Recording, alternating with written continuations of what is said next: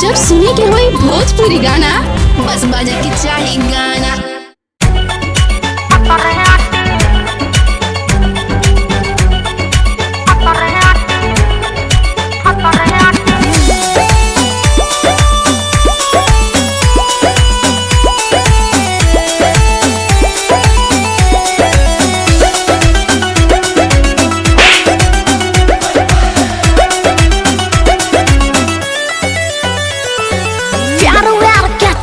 छोरा छीटा जन है धन बटोरा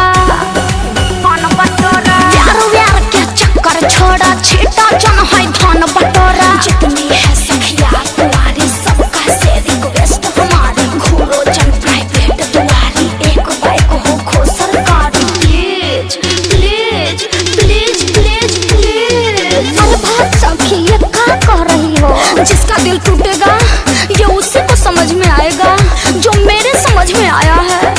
ओका बोका तीन तरोका लौवा लाठी चंदर काटी जब आते तब भतरे आती। अरे जब आते तब भतरे आती।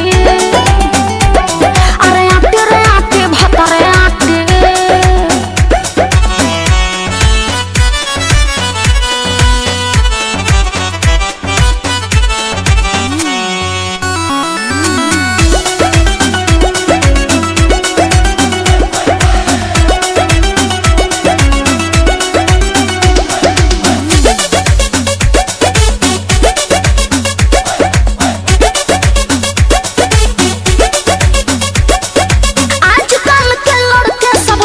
से मौज उड़ाते हैं और बोलते हैं उठा ले जाऊंगा तुझे मैं डोली में।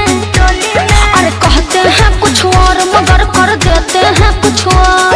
सोच समझ कर कदम उठाओ बस अपना दिमाग लगाओ किसी की बातों में ना आओ। मौका है अभी से हो जाओ सावधान सावधान सावधान।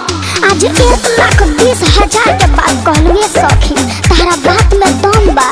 अरे अभी तो ढेर कहे के बा ई तो बहुत कम बा। ओका बोका तीन तरोका लौवा लाठी चंदर काटी जब आते तब